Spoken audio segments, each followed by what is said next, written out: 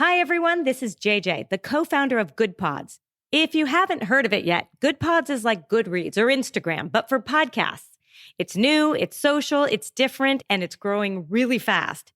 There are more than 2 million podcasts, and we know that it is impossible to figure out what to listen to. On Good Pods, you follow your friends and podcasters to see what they like. That is the number one way to discover new shows and episodes. You can find Good Pods on the web or download the app. Happy listening.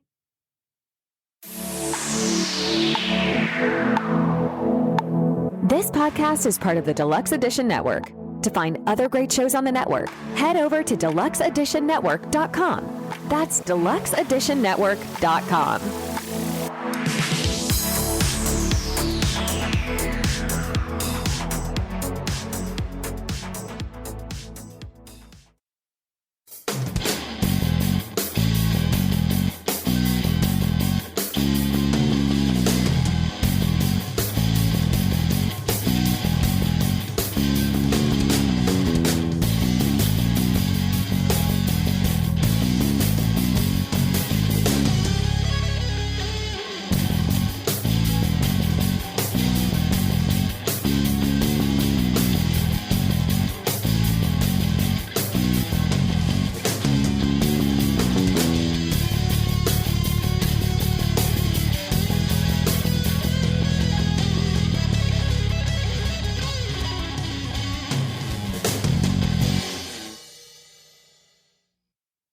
Take two live. Hey, everybody. Welcome to Films and Fermentation, episode 142. Tonight, we are live. Live. That's right. We are Films and Fermentation, a movie and alcohol podcast. I'm Leo. I'm Kevin. I'm Mike. We are three friends who like to talk shit about movies while getting shit-faced. In this episode 142, we're looking at sci-fi films that get it right. That's right. We're looking at some famous science fiction movies that have been proven, more or less, to be scientifically accurate. Big shocker, Finding Nemo's on multiple lists. It is. Yeah. Don't forget to drop us an email at filmsandfermentation@gmail.com. or visit linktree.com/filmsandfermentation to find all of our social media and podcast links. We also have a website, filmsandfermentation.weebly.com. Become part of the Films and Got that, Kev? Yeah. www. Become part of the Films and Fermentation family by supporting us on Patreon or buying some of our merchandise at teespring.com. We are now part of the Deluxe Edition Network. You can find out more about us and the other podcasts at The Den by going to deluxeeditionnetwork.com. Make sure you check out our podcast and our fellow podcast of the month, Friends Talking Nerdy. It's the last time I'm going to be able to say that because it is February 29th as we are recording this episode, and we're going to have some new podcasts of the month in the next couple days. We'll be right back after this brief message from Coffee Brothers. I love a good beer, but right now I could use a good cup of coffee. Have you heard about Coffee Brothers? Oh, yeah. They're that coffee company out of New York City, right? Well, they're more like these coffee wizards of New York City. They source these amazing seasonal blends and single origin coffees. It's like a flavor adventure in every cup. And get this, they roast everything in small batches. None of that mass-produced stuff. It's like each bean gets the VIB treatment. VIB? Very important bean. Sounds fancy. But is it worth it? Definitely. Plus, they're a two-person team. I mean, that's dedication right there. Two brothers, one mission to caffeinate the world. And right now, you can save 10% on your order. I mean, who doesn't love a good discount? All right. You've convinced me. Let's get some Coffee Brothers now. Coffee Brothers, where every cup is a sip of perfection. Save 10% on your next order with the code FNF10. That's FNF10. Cheers to great coffee. I'm just doing things normally as I would since we don't have everybody on the chat yet. So After these messages, we'll be We'll be right back. So what are we drinking this evening, gentlemen? I know Mike is not drinking because he is on call, unfortunately. So you're drinking, I'm assuming, iced tea? Nope. Redneck coffee. Redneck coffee! You haven't drank Mountain Dew in a while. That's been that kind of a day. It's been that kind of a day. I always tease Mike because he would drink it all the time back in the day, and we just we called it redneck coffee. The This is secret really of the use, it always looks like the Ninja Turtle stuff, you know? Mountain Dew. Yeah, what are you drinking? I am drinking the Backwoods Bastard by Founders. There we go. Backwoods Bastard by Founders. It is a barrel-aged bourbon beer. Let me see if I can elaborate a little bit more. This is expect lovely warm smells of single malt scotch, oaky bourbon barrels, smoke, sweet caramel, and roasted malts. A bit of an earthy spice and a citronella. No, that can't be citronella. Hold on.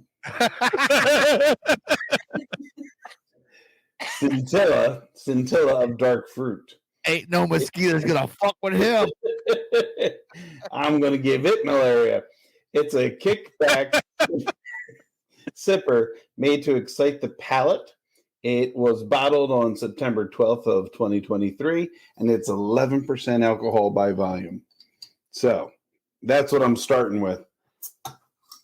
And I have my follow-up can of Blank Brewing, a quarter for the jukebox. I'm jonesing to hear Wind Beneath My Wings. I am waiting to see how long it takes Kevin to see the message on the screen. I saw it.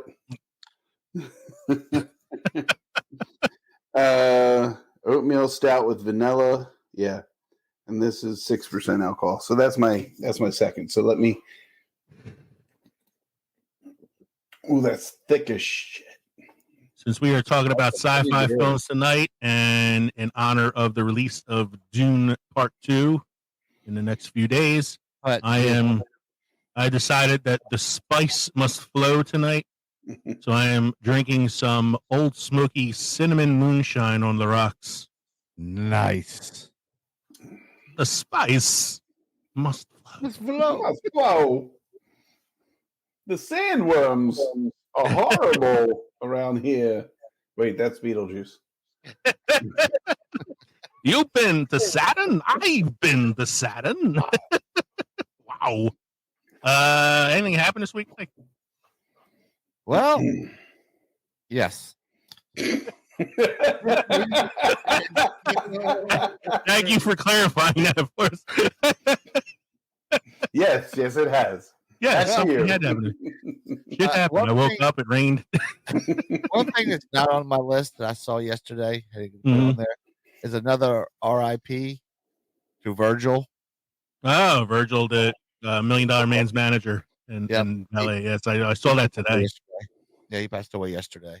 Mm-hmm. So let's get into the sad part of business. So rest in peace, Ole Anderson. Anderson was a founding member of the influential stable, the Four Horsemen. Died Monday, 2/26 at age 81. His brother of Arn Anderson. Fake brother, but Any relation to Louis Anderson? No. He's the Toda. R.I.P. to actor / stand-up comedian Richard Lewis, best known for roles in Curb Your Enthusiasm and Robin Hood Men in Tights. He passed away at age 76 on Wednesday, February 28th. I have a mole. Yes, that was him. He was Prince John. You changed it to shithouse? Or to Used to be shithouse. Good change. Good change. In 1940, the 12th Academy Awards, Gone with the Wind wins 8 Oscars, one being for Hattie McDaniel, becomes the first African-American woman to win an Oscar. And I know I've talked about this before, that in 1940, the audience members were still segregated. So Hattie McDaniel had to leave a separate annexed room to enter into the room where the awards were being given to receive her Oscar, only to leave and go back to the segregated room again. Sounds about right. Yeah, sounds like 1940. Sounds about wrong, Mike. No, I'm talking about for the time. For the time. I know. I'm busting your stones. I know. So, let's see where we're at. In 1953, after an all-night movie and dinner session with his top advisors, Joseph Stalin suffers a stroke and collapses. He dies 4 days later. That's some good news, boys. Yeah. Sad that it was after an all-night movie and dinner session. In slightly related news, a very funny film that I suggest everyone give a shot is The Death of Stalin.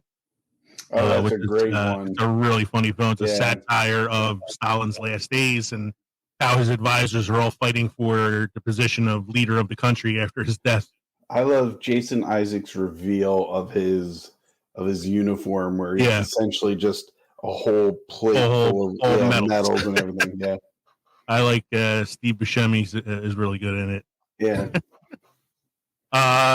What else we got there, Mike? 1978, Charlie Chaplin's coffin and remains are stolen from a Swiss cemetery as an extortion plot. There's some fucked up news this week, guys. I'm just saying. It's like a weird one, man.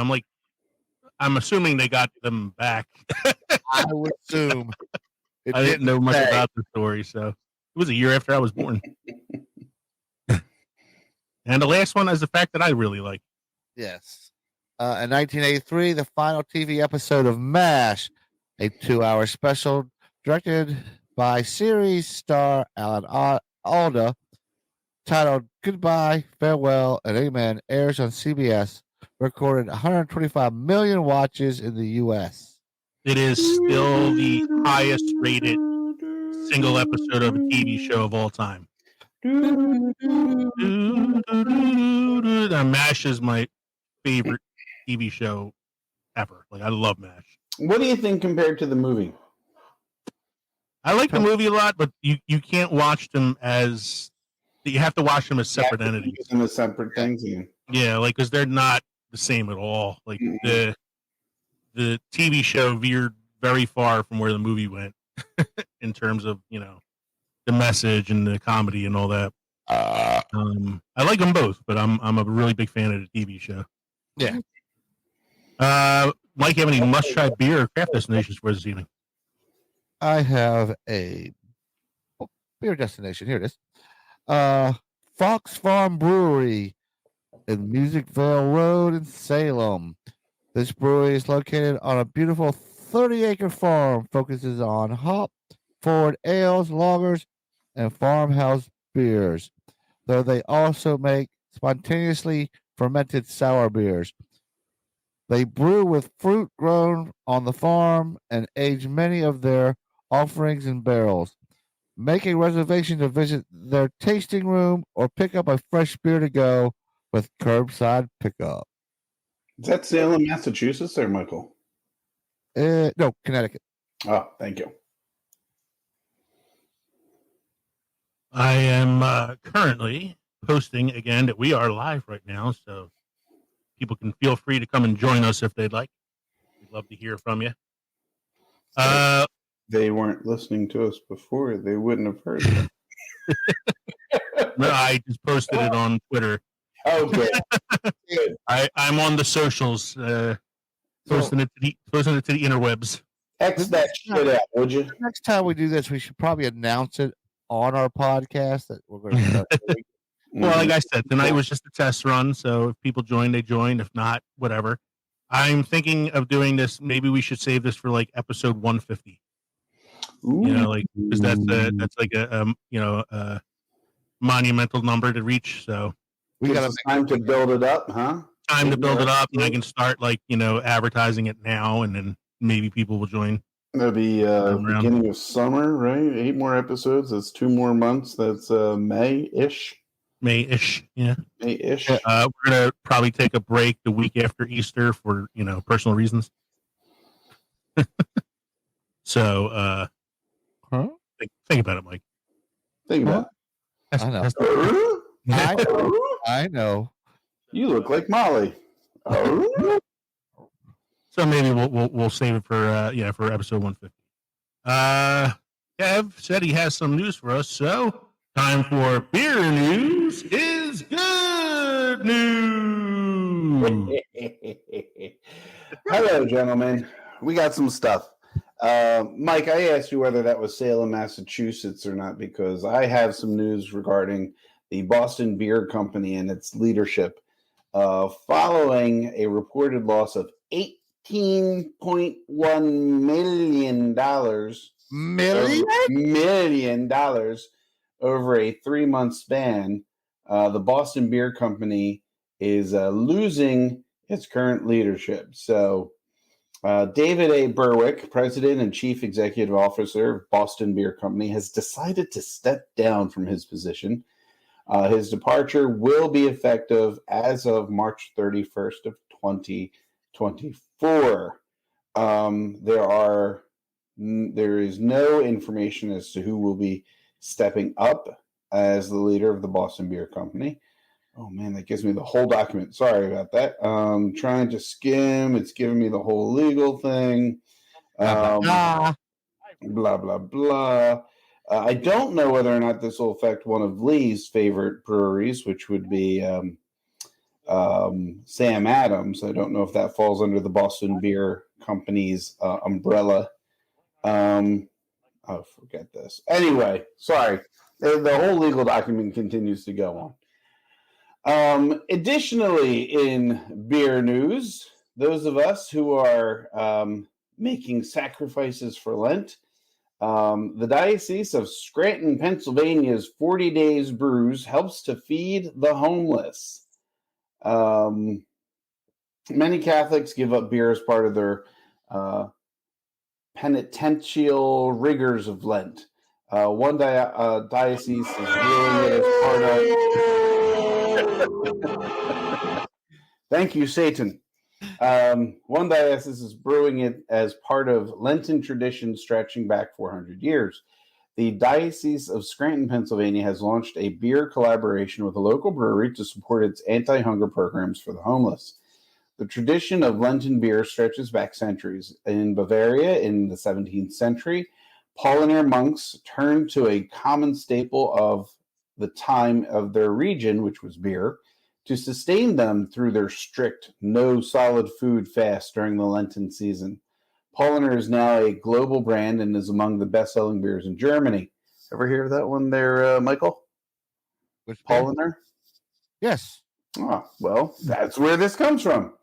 In the spirit of the Pauliner Brewers, the Scranton Diocese on its Facebook page earlier this month shared that its 40 Days beer collaboration with the local Breaker Brewing Company would be launching on Mardi Gras, February 13th, so about 2 weeks ago. A Doppelbock, according to the craftbeer.com, is reminiscent of toasted bread, and it may include dark fruit flavors such as prune and raisin. Count me out, depending on the recipe used. Anyway, that's a brew that they've come up with for this Lent season from the Diocese of Scranton, Pennsylvania. And lastly, pronounced Dunkel. Dunkel? Dunkel. Dunkel? Dunkel. Dunkel. Das ist ein Dunkelbier. Yeah. It's not a Doppelbock? It's a Dunkelbock? Dunkel. Dunkel. Oh, I thought it was Doppelbock beer. Because I don't see an N anywhere in there. How about Dunkel was Dunkel? Is that not correct? I thought that was Duncan. Oh, America runs on Duncan. I'm just talking about the beer. That's all. Just the beer. Bakes a cake as tasty as Doppelbock. Doppelbock beer. And something Mike shared with us earlier, the AC Beer and Music Festival, I should say, is coming back to Atlantic City, New Jersey, April 12th and 13th at the Atlantic City Convention Center. Tickets are on sale now. Session 1 is Friday the 12th from 8 p.m. till 12 a.m. with Hot Mulligan. I'm guessing these are bands that are performing. Hot Mulligan is Session 1.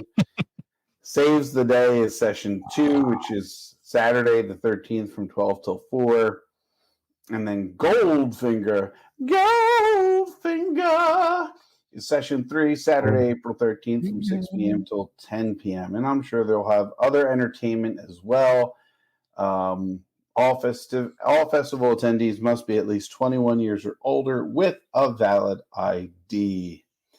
Some of the breweries that seem to be participating are Cape May Brewing, Bolero Snort, Farmers and Bankers Brewing, Flying Fish. Well, I don't think that one's accurate.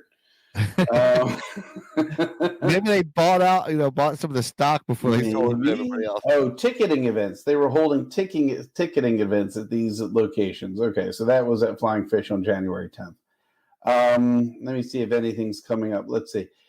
Wingcraft is holding a ticketing event on March 6th. Departed Souls on March 14th. Yards Brewing in Philadelphia, Pennsylvania, March 20th. And Glasstown Brewing Company on March 27th. And they will not have Ticketmaster ticketing fees if you go to those locations for your tickets. So if you're interested, feel free to check out the website, acbeerfest.com. That's www.acbeerfest.com. They also have a website. But guys, did you know we have a website? Really? I did. I really did. I've known it since episode 1. It's www.filmsandfermentation.weebly.com. That's right. As Kevin said, it's filmsandfermentation.weebly.com. Not backslash. .weebly. That shit. I just, while you were reading your news, I was live on TikTok, letting people know that they can come listen to us. I dropped a few more hints on Twitter and Instagram. See if anybody wants to join us, and we'll see what happens. In the meantime, we have some notes from the last show. I thought it was weird that The Crow was announced as coming out in the next year because I didn't even realize it was in production. But then I found out that it is replacing a film that I was looking forward to, Ballerina, which is a John Wick spinoff starring the my heart and soul Ana de Armas. And I'm a little pissed off that that's being pushed to 2025. And The Crow is coming out instead, and we saw the production stills, Kevin and I, and Kevin is not happy. No. It looks like Jared Leto meets The Crow. Yeah. Jared Leto's Joker. Man, if you're going to redo it right. Go back to the original material. Original content. Even look at that. I've never read the graphic novel, so I don't know how accurate it is. It's a wonderful graphic novel. And what is the graphic novel drawing of the Crow more like the Brandon Lee? No, to be honest with you, I mean it's dated. It's an 80s graphic novel. The characters look as if they're from the 80s, so he's got more of a spiked haircut and everything. But it does not look like, a meth head who just got reincarnated. So sorry. But see, this is what Kevin said when he saw this.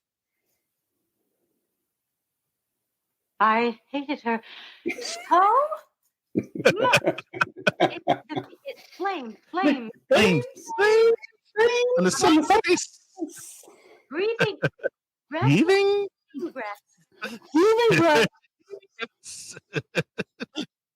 Another note is a film that we didn't mention, and I don't remember seeing it on the Rotten Tomatoes list, and I'm shocked because it's coming out this year. It's October 4th, 2024.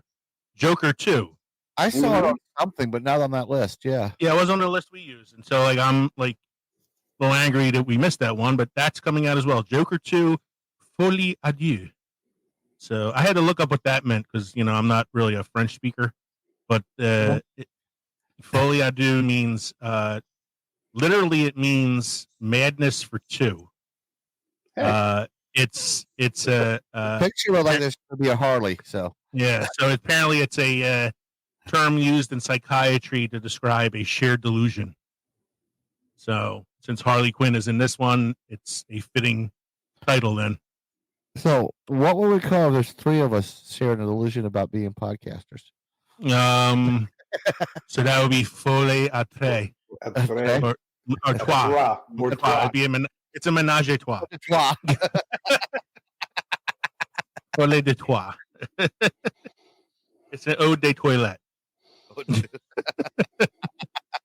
We don't have delusions of being podcasters. We are podcasters. We just have delusions of grandeur. I was hoping those 1,000 YouTube followers would turn into a couple commenters. Maybe we would have had one more if I knew it was going through YouTube, because I did talk to Pat on the way home. Just through YouTube, I go, the fuck if I know? I didn't get any information about this in the last fucking minute. Well, next time around we'll know. This is just a test. This is a test of the emergency podcast system. That takes us to Synopsis According to Glip. Synopsis According to Glip is brought to you by Newsly.me. Newsly.me is an audio super app for iOS and Android that reads the news to you in a natural human voice. Stop scrolling. Start listening. Go to Newsly.me today and use the promo code ANFERMENT to get your first month premium subscription for free. Glip's synopsis, which we're not going to have next week since we're not using Glip tonight. Last week was our 2024 movie preview episode. And this is what Glip said it was all about. Kev, Man, and Mike discussed the new genre of film and decide to eat aliens. Huh? I can't explain that one. I have no idea what the fuck that one's talking about. Leo talks about the Black Bart show and the 80s episodes that still exist. Yes. That was, I did talk about that. Leo is spitballing because he is trying to think of other movies to watch. Leo found one called Gods of the Deep, and it had some of the worst acting and creature designs since Shatner fought the Gorn. Cabman and Leo discussed the Sonic the Hedgehog 3 and how no one wants to see it. The hosts try to figure out which one is the Skarsgård in the film. That was a long discussion for that part of it, yeah. Cabman and Mike are discussing the movies they want to see, and if they have a day to go to the movies, they are discussing the next film that comes out. Maybe we should just do an episode called Skarsgård. Just go completely Skarsgård. No, the best of Skarsgård. That's Skarsgård, but maybe we should do an episode like movie lineage. Nepo babies. Yeah. Nepo baby episode. So part 1 will be Stellan Skarsgård. Part 2 will be who's the one that's in Bill Skarsgård. The 3 will be Peter Skarsgård. Peter Skarsgård and Tommy Boy Skarsgård and John Boy and all the rest, Cubby, all the rest of them. So that was our synopsis according to Glip. We'll be right back after a short break, and we're going to be playing some promos from some of our podcast friends. But when we come back, our main segment will be Sci-Fi Films That Got It Right. We'll be right back. The Deluxe Edition Network, also known as The Den, is an incredible podcast network that offers a wide variety of entertaining and informative podcasts. With a lineup of shows covering various topics, such as interviews with a wide variety of guests, history, music, relationships, true crime, and so much more. The Den provides content that caters to a diverse range of interests. The hosts and guests on the Deluxe Edition Network demonstrate a deep passion and expertise in their respective fields, making each episode on each show engaging and thought-provoking.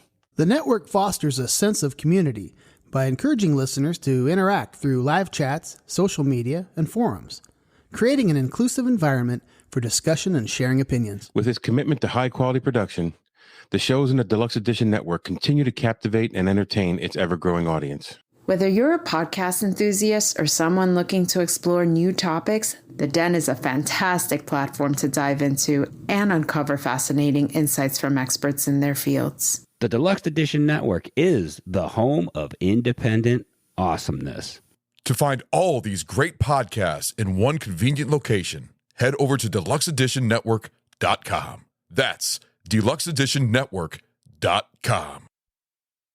Are you a fan of all things nerdy? Do you love delving into the latest pop culture trends while also staying updated on the news of the day? Hey there, fellow enthusiasts. Professor Aubrey here, and I'm thrilled to invite you to join us on Friends Talking Nerdy podcast, where we dive deep into all things geeky, from movies and TV shows to video games and comics. That's right, folks. It's Tim the Nerd, your friendly neighborhood geek, ready to discuss the latest professional wrestling updates alongside our takes on tech innovations and the entertainment industry. But that's not all. We also understand the importance of mental health, and we weave in thoughtful discussions on self-care and mindfulness. So, if you want to geek out while also taking care of your well-being, tune in to Friends Talking Nerdy. Friends Talking Nerdy, where pop culture meets mindfulness. Listen now on all major podcast platforms.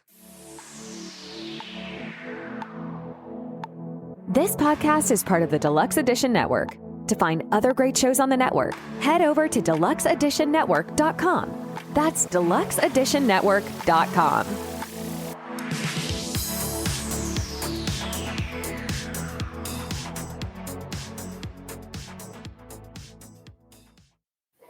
Really, you're gonna put it in my face again? All right, that's it. Dishonor on your whole family. You, your cow. I think we have another watcher, boys. Really? Yes. This says 3 people now? It might. It's the hottest watcher of all of our watchers. We got Molly? Your wife watching? Yes, my wife is watching. We've had 3 watchers. I got the 3rd watcher for a while. So anyway, Adrian's at work. She can't watch at work? No, she can't watch at work. She won't be home till like 9:30. ask me if Katie's watching. Katie watching? Katie only watches if she sits on the couch behind me and talks to me from in the background. She's in bed. How's she feeling? She had a migraine when she came home today, so she's laying down. Gentlemen, somebody waved at us in the chat. Hey, look at this. Watch. Megan! Well, at least we know the chat works. Yep. We are back from our short break, and we're talking about our main segment, sci-fi films that get it right. Instead of going through like a full list like we would normally do with segments like this, each of us is going to kind of pick out some movies that we feel are pretty scientifically accurate, or like ones that we really enjoy watching, and just kind of talk about why they're scientifically accurate, and what makes them so enjoyable. So I'm stealing the first one because I really like this movie. I want to take it before anybody else does. And it is The Martian, starring Matt Damon. One of my Matt Damon, one of my favorite redheads, Jessica Chastain. Chiwetel Ejiofor is in it. Sean Bean's in it, and he doesn't die. What? Mara? Jeff Daniels is actually in this one. Kate Mara is in it. Sebastian Stan, Childish Gambino's in it. I mean, there's a million people in this movie. It is as scientifically accurate as a movie about Mars can be. The author of the book that is based on Andy Weir worked for NASA, so he has some background in this. It was held up by Neil deGrasse Tyson, who often gives his opinions on these sci-fi films as being a very scientifically accurate film. The one thing that is not accurate about the film, and the author says that he regrets it, but it was necessary for the story, is the sandstorm that knocks out the communications at the beginning of the film and forces them to abandon the site. He's like, the sandstorms on Mars are not that bad because there's very little atmosphere. Yeah, I would think that kind of wind, right? Was generating that wind, or that wouldn't really exist. But for the purposes of the story, it was necessary in order to have him left alone. But everything else from there, like from the things he does to survive, to growing the plants on Mars, to the stuff that the Jet Propulsion Laboratory has to do in order to save him, all of it is pretty damn accurate, and it's a really It's a fun movie too. I mean, according to the Golden Globes, it was a comedy. It was the comedy of the year. Yeah, Matt Damon gave a regular one-man stand-up routine, didn't he? Yeah, I mean, it was an entertaining film in the sense that it did have some humor in it, but for the most part, it was it's a high-stakes drama, and I really enjoy it. It's one of my favorite movies. Yeah, it's to me that's like a really, really true definition of like a rewatchable film. Like I can watch it a lot and not be tired of it. I agree. I every time I watch, I look for something that I missed before. I like the problem solving that you see between the two, between Matt Damon being on Mars and the rest of the workers at NASA trying to figure out what they're doing to try to make the connection between the two. Like when Matt Damon. When they're trying to communicate with Matt Damon, and it's down to like a yes or no type of thing that goes back and forth to the point where he actually constructs a way of communicating with letters and stuff. So that, I mean, I enjoy the movie. I also like the video confessional stuff he does. Because it's a good way of explaining to the audience what's happening without it making it seem like the audience is too dumb to understand. Right. It's not blatant exposition just for the sake of exposition. It's like he's also trying to keep himself sane. He's the only man on the planet that's that little recording device is his Wilson. Yeah. I do love I mean that's where a lot of the humor comes in too, like when he's talking about how he's a space pirate and he has colonized Mars by growing potatoes on it and stuff like that. So when he blows himself up and he's like, I'm dipping my potato in Vicodin and nobody can stop me. So, Kev, do you want to pick the next one? I'm going to go because I think the movie I'm going to tell you about is equally plausible. And that is Deep Impact. I know you know where you thought I was going. I thought I had an idea where you were going, but I'm not surprised by this one either. And I think we mentioned it last week that like of this and its twin film Armageddon. Yeah. This is the one you go to for science. Yes, this is the one that you feel... You can't drill through an asteroid? No, because it's more scientifically plausible to teach drillers how to be astronauts and astronauts how to drill. You can't generally off the side of an asteroid and just go flying and then fire out a grapple hook to get yourself back down to the asteroid. Yes, I can. That's what they needed on that rover that was, with the Russian guy. I don't want to go too far into talking about Armageddon since it's not the film we're talking about here, but it is not. Have you ever listened to the director's commentary on it? Because it's a Michael Bay film, so it's going to be crazy. So Michael Bay and Ben Affleck are doing the commentary, and Affleck actually turns to him and says, Michael, don't you think it would have been easier to teach the astronauts to drill than teach the drillers how to be astronauts? And Michael Bay's response is, fuck off, Ben.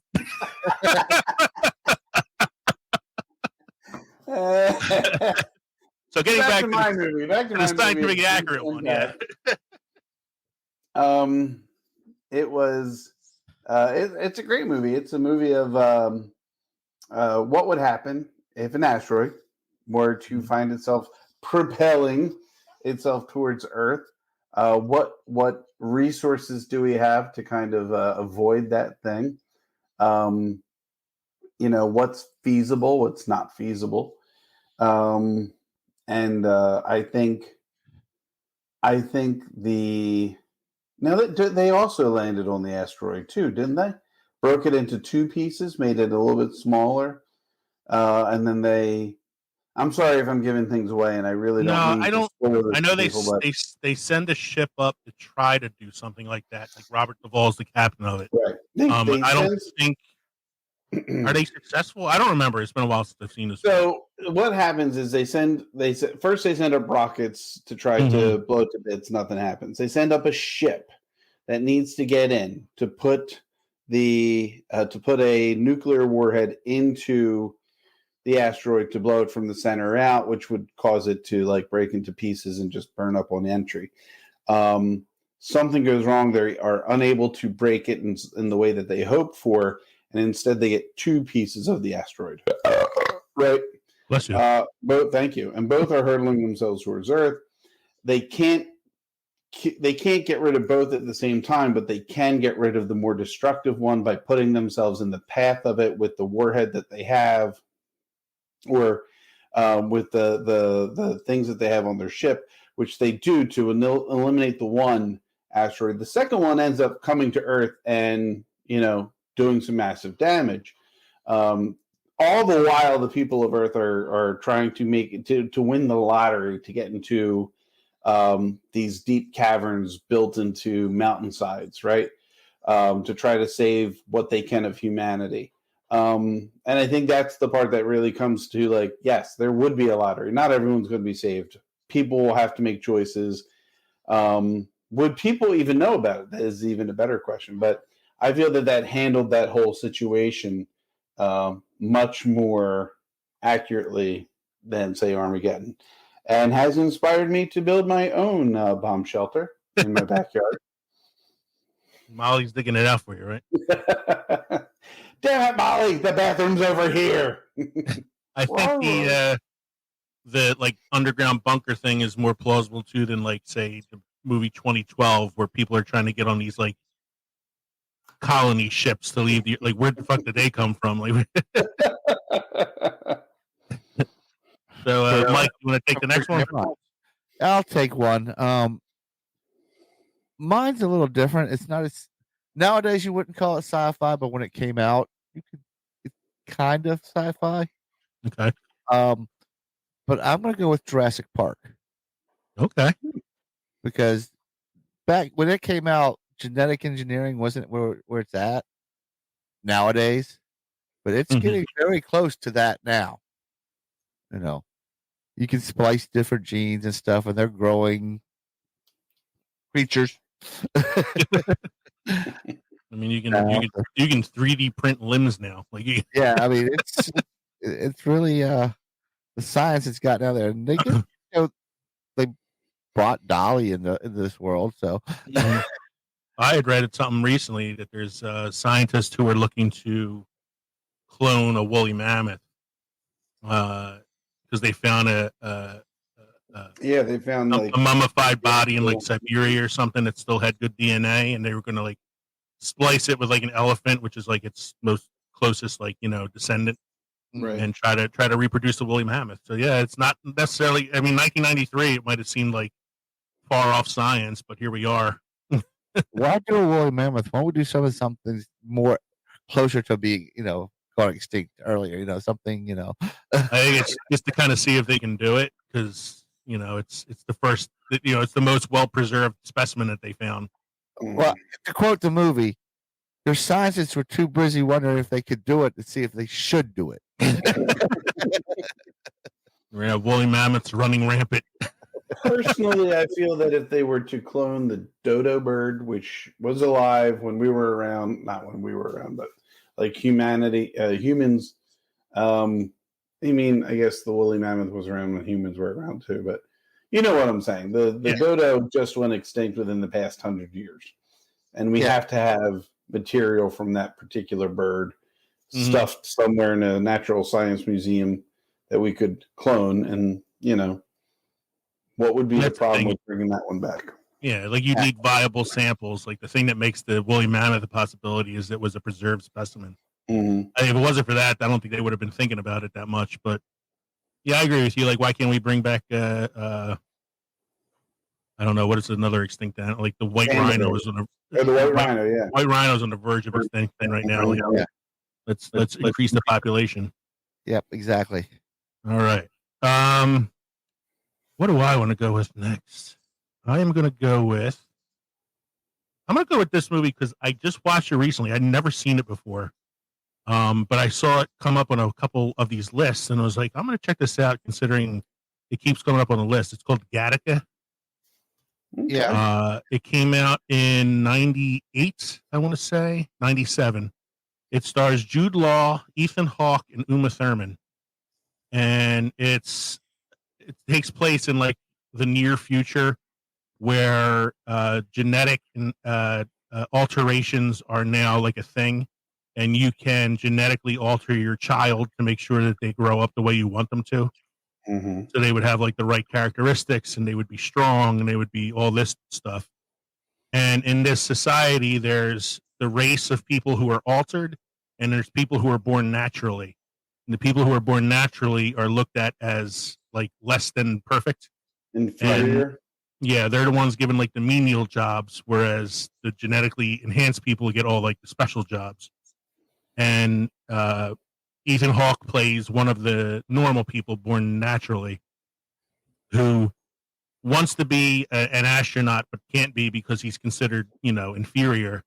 He steals the identity of somebody who is considered superior and like steals like their DNA and things like that in order to like keep impersonating this person to get what he wants.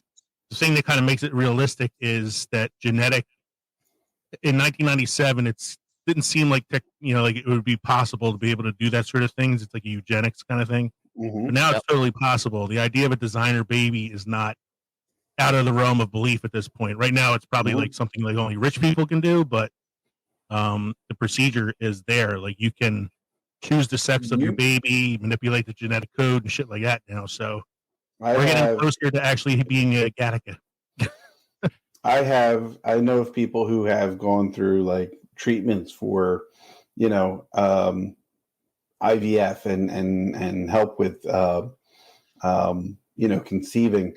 And that is actually part of it now is like, we test the genes, we test the chromosomes to see what would come, what's viable, what's not viable, because we want the highest success rate, possible for you. So it's like we're living it, that's just part of the process now. Yeah. Kind of, it's cool and scary all at the same time. Mm-hmm. Just like the Jurassic Park thing. Exactly. Would I like to see a live dinosaur? Yes. Would I want to be near one? No. Do you want to see a baby come out of an egg and they're like, "What did you breed here?" These are marks. You bred marks here. It's like, we bred Kevmans here. Oh shit! The little Kev man. Don't get your fingers near its mouth. It can't stop. So, Kev, you want to take the next one then? Yes. Next one I'm going to go with is Her. Starring Joaquin Phoenix and the voice that Mike yearns to listen to, which is what's her name? Scarlett Johansson. Scarlett Johansson. And considering how far we've come just recently with AI, now watching the movie Her, which is 10 years old at this point, it does not seem like this is going to be that far off. Joaquin Phoenix is a lonely divorcee, and he purchases this new computer program, which is intuitive and unique and interactive, and he holds conversations and has deep, questions that he wants to talk to her about, and it's very conversational. It's really like almost like a pen pal, I guess, because there's no real possibility of meeting, but you can still communicate. It's like falling in love with a sexier version of Siri. Right. But she begins to grow. She begins to, she develops emotions, which I think is the end of humanity, is if we have computer programs that can mimic or generate their own emotional responses to things. Fucking Skynet, man. It's fucking Skynet. Are you picking Terminator then, Mike? No, I'm not. Dun, dun, dun, dun, dun. What's the one you got next then? Well, I talked about this earlier off air, but I'm just Finding Nemo. I'm just going with Star Trek. Star Trek. Even Mike's like, fuck these lists. I know Star Trek's not on any of them, but Star Trek is real to me. Well, not just it's real to me. I mean, think of and I know it's mostly the television series, but a lot of the shit we have now is because of Star Trek. I totally agree. I mean, even their talks of how wormholes are, they're talking about that now, and physicists are talking about shit like that now, and come out with theories about it. So, I wish Star Trek's got the science right. I agree, man. Look, they had the communicators in the original series were cell phones. The communicator badges from the next generation. We all have, headphones or headsets now. Bluetooth. The tablets that they use to pass along information. We have iPads and other such things. I'm just waiting on that fucking transporter. Even like the ship's computer is kind of like a Siri. Mm-hmm. Even their consoles is like what you have in your classroom now. Touchscreen, yeah. Touchscreen stuff, yeah.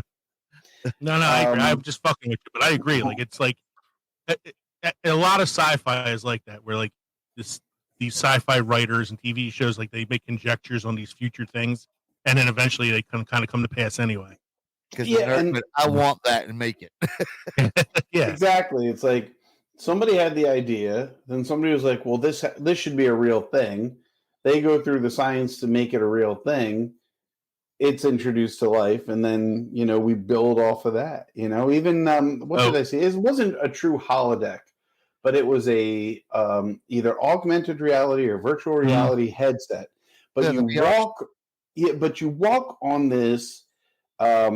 You walk on this plank. You walk on this piece. I saw what you're talking about. Yeah, it's like a treadmill. Right, it's like a treadmill that moves it's omnidirectional. You can walk in different directions and walk through the VR reality or the AR reality that you're going through.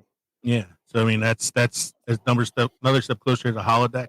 Yeah. Mm-hmm. There was a show on, I want to say it was like Discovery or one of those, with this physicist. His name was Mikio Kaku. He was a Japanese physicist, but he would do these. He did this show where it was like proving Star Trek right. Mm-hmm. And like, how can we have some of these things? And he did an episode on the transporter, and it was kind of frightening because his whole conjecture and the science behind it was, you're not actually transporting yourself. You're cloning yourself, sending the clone to the destination, and then killing the original. We're doing the scary. We're doing the prestige. It was a prestige. Yeah, it was kind of scary. It's got the science right. Christopher Nolan gets the science right again. Yeah. So to play off of Kevin's last pick and the AI stuff, I'm going with Ex Machina next. Oh yeah. Ex Machina stars Oscar Isaac, Donald Gleason, and Alicia Vikander. Alicia Vikander is a robot named Ava, who is built to be as realistically human as possible. So Ex Machina is a pretty gorgeously filmed sci-fi movie that is also kind of accurate, because the conundrum about the AI robot Ava and her creator is a test that goes back to the 1950s called the Turing test, which is used to determine if a computer can be indistinguishable from a human. Like, how human can a computer be? At this point, no computer has passed the Turing test in real life, but it's getting closer and closer to being a possibility that you'll have an AI smart enough to come across as human. Don't you kind of shut that shit down at that point? This is what all these fucking movies are warning us about. Mike just said it. It's fucking Skynet. Keep going. Keep pushing. Keep pushing. Push it to the edge. Push it to the edge. Oh shit! We fell over the edge. Oh no! Push it. Oh, take it back. Take it back. Take it back. It's the Matrix. We're all batteries now. So, Kev, you want to choose another one? Yes, I do. One of my favorite directors did this one back in 2014. Movie I'm thinking of is Interstellar from Christopher Nolan. That's actually the one I thought you were going to pick first. I know. I wanted to throw you for a loop or two. So Earth is dying, surprise, because we all do so well at listening to each other when the science says we're fucking shit up. And they decide to look for another habitable planet, going through a wormhole to see if they can find something where they can save humanity. What you realize about wormholes is it distorts or displaces time and space for those who travel near it or through it. And what I liked about this movie, and I realized this after watching it, that in early pre-production, they used this Dr. Kip Thorne, astrophysicist, I believe. He put down 2 guidelines to helping Christopher Nolan with the movie. First was that nothing would violate established laws of physics, and that all the wild speculations would spring out of science. You couldn't make something happen just because it solves a plot hole problem. You couldn't just generate something for the sake of the movie. And Christopher Nolan accepted the terms as long as they didn't get in the way of his making of the movie. At one point, Thorne spent 2 weeks talking to Nolan about an idea about traveling faster than the speed of light. So I think in pre-production, there may have been like extensive conversations as to what they could and could not get away with in the movie. It was a very, very interesting movie, though. Something I enjoyed. No, I agree. I mean, I'm all about all the Chris Nolan films, anyways. Mhm. So, Mike, you got one more? I do not. I did not get a lot of time this week. I did not understand the assignment. No, it's fine. The assignment is just I've been busy. Yeah, I hear you. Mike is, as we said before, Mike's on call, and he almost didn't make it to tonight's show, so we can throw him a pass for that, man. I mean, he could have participated through the live chat. Yeah, he could have live chatted while you were working. while I'm driving, through Philly. Thank you. I'm gonna do. I'm gonna throw from anybody else in Philly driving. So I'm just gonna throw a few like honorable mentions out there because we did talk about a lot of movies already tonight. A couple more that I had on my list were one is a very little seen movie from 2009 called Moon. Stars Sam Rockwell. Was that a horror movie? It's like not really a horror movie, but it's kind of like it's upsetting because there's like a twist to it. Mm-hmm. But it's not like necessarily a horror movie. It's just kind of more like existential terror because it's about a guy who's living on the moon, mining an element called helium-3 on the dark side of the moon, but he's there by himself and he's been there for like 4 years. Mm-hmm. And he's getting down to like the last days of his mission.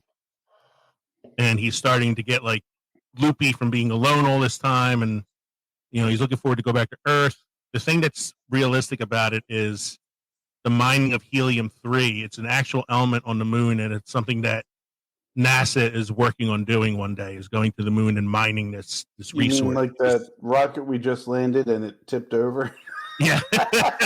Yeah. And all the solar panels are blocked. I am here, but I will not live very long. I'm a little drunk from the journey. And this movie is so accurate that scientists, engineers, and aspiring astronauts are often shown the film as a way of showing them about not only some of the technical aspects of it, but like the isolation of being in space. Mm. I'm not going to give away the twist for anybody who hasn't seen it. It's a really awesome movie. We have Arrival, which is a recent film, stars Amy Adams. It's a Denis Villeneuve film about aliens coming down and communicating with us. One of those few movies where the aliens are peaceful. It's the way in which they communicate and how they perceive time that's kind of the accurate part of the film, because time is not linear, it's circular, and this film kind of ties it together. It's wibbly wobbly, timey-wimey stuff, yeah.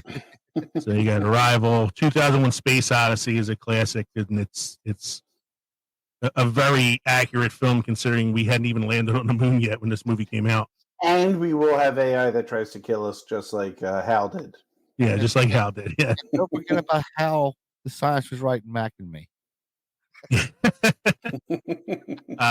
Kevin Iris had mentioned a few of these in the pre-show, like movies like Andromeda Strain, Contagion, and Outbreak, which are all about pandemics. And Pandemics don't happen in real life. Yeah, They don't. we already have a know about the global reality effect. of that. We all know about the reality of that already.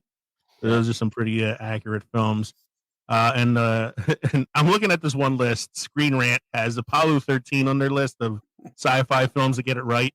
I'm sorry, Screen Rant, but Apollo 13 is not a science fiction film. It fucking happened. It's not fiction.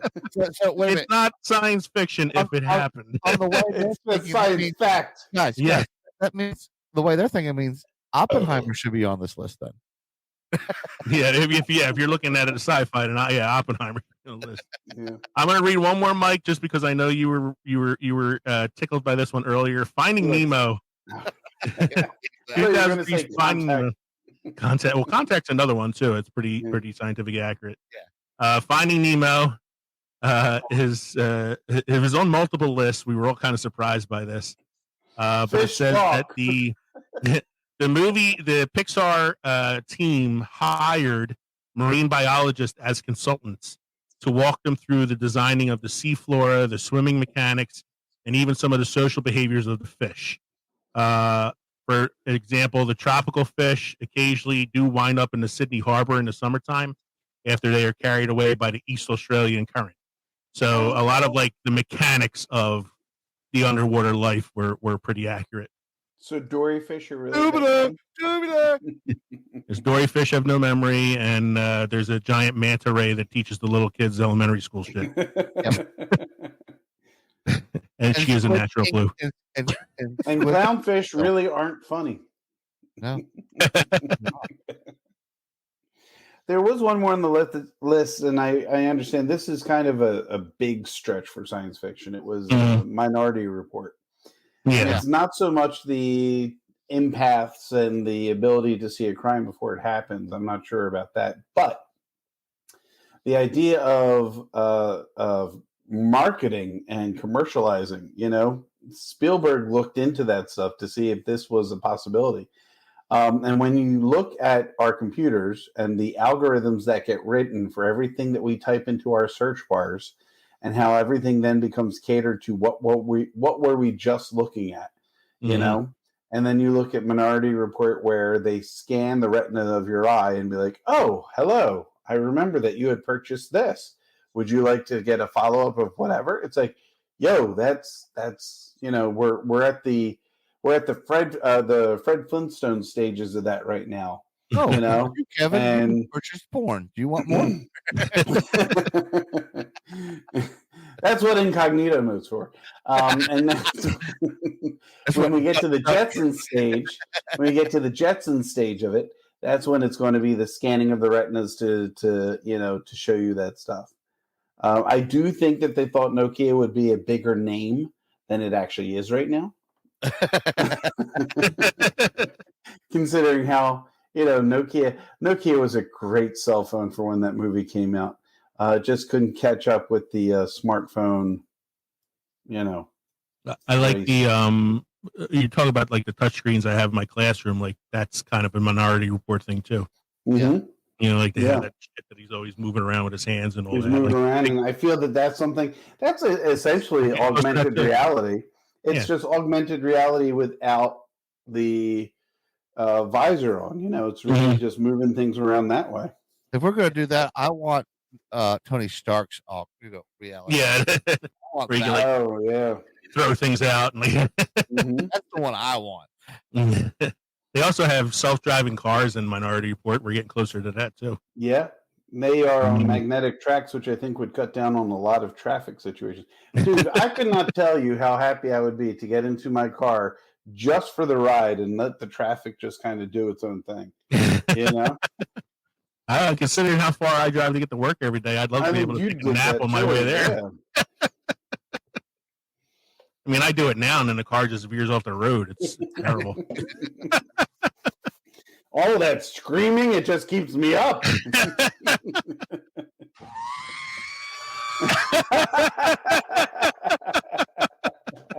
Wish I had an R2 unit in my car. He could drive. You'd use them as a coffee maker. Mike, I know it's last minute, but do you have any beer trivia or history for us this evening? I got a beer fun fact for you boys. All right. I got all this stuff ready earlier in the week, so You didn't pre-game the main segment, but you did your fucking beer history.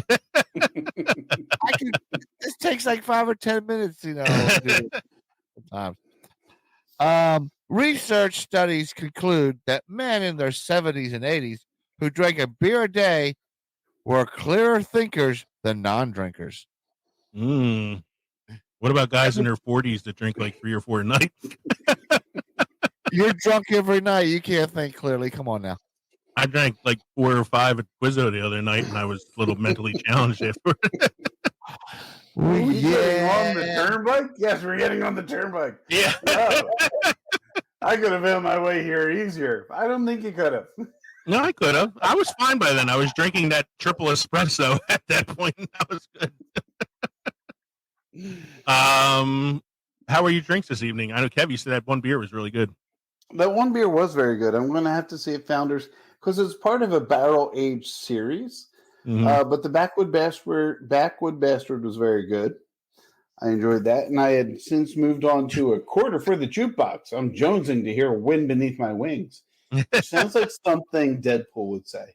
I was like, to me, it sounded like an evil genius brew. Yeah, it is. Where are they out of? North Haven, Connecticut.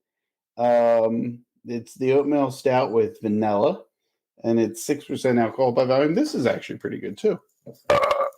I was drinking the Old Smoky Cinnamon Moonshine, which is a little spicy, but that's okay. Dune's coming out this week, so spice must flow. You are a little spicy. Yeah, and Mike, how was your redneck coffee? Almost gone.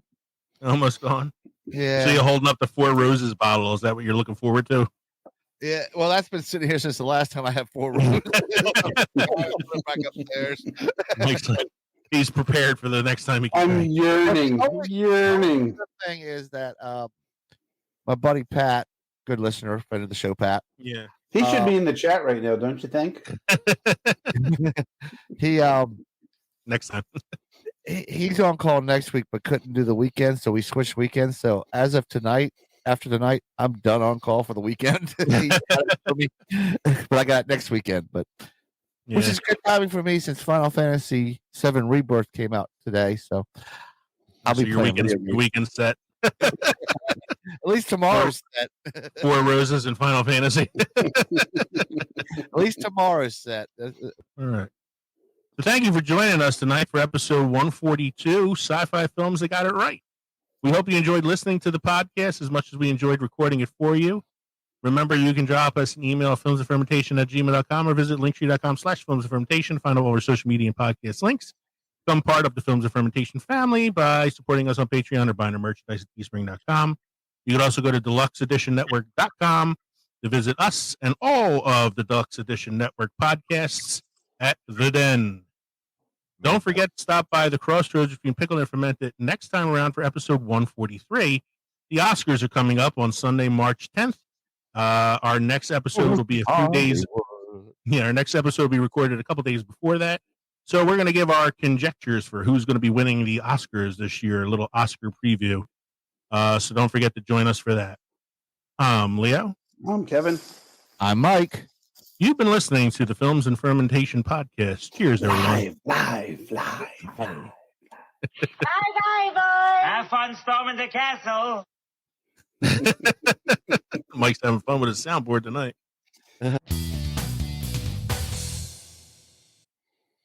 Works for me. Hey, everybody. Welcome to Films and Fermentation Live. It's alive. That's right. We are Films and Fermentation, a movie and alcohol podcast. I'm Leo. I'm Kevin. He's Mike. I think he froze. Hey, Mike, what's up? Yeah, I'm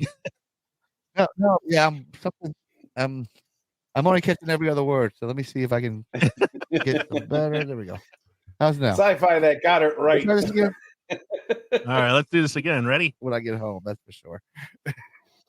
So, what are we going to do next week? We should have planned this before we went live. Skarsgård! You want to do an episode on the Skarsgård? No. Here, I got a director episode suggestion. The career of John McTiernan. McTiernan? I'm going to give you 3 movies that he did in a 4-year span, and you'll know who I'm talking about.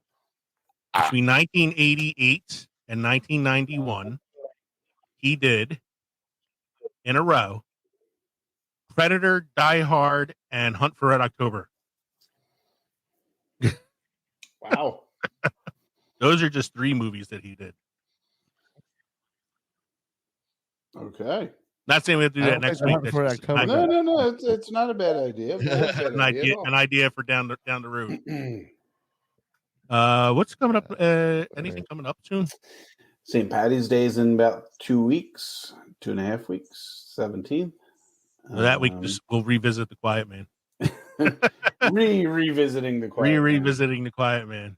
Loudly remembering Irish movies. Loudly remembering The Quiet Man again. When's the Oscars? The Oscars are next Sunday. Are they next Sunday? They are, the 10th. March 10th? No, June 10th. Yes, March 10th. Next Sunday. I didn't realize next Sunday was March 10th. So why don't we do an Oscar episode? Okay. Works for me. Do an Oscar preview episode. I am. His soundboard is on fleek. The kids still say that, on fleek. As the kids say. Yeah. As the kids say. It's got Riz. It's coming through loud and clear now, Mike. I don't know what's happening. If I end the stream now. The other platform, it was not that great. Because I'm new at this program, I'm not sure if I end the stream if it's gonna knock you guys off or not. So we're still kind of live right now. I figured I could edit it out later. We're still here. We're still here. Go home. The movie's over. To celebrate the first day of Women's History Month, but where are you gonna go to that? The strip club. I'm gonna head on out to the fantasy show bar. Get a little titty hug. Maybe taking a shower show. I don't know.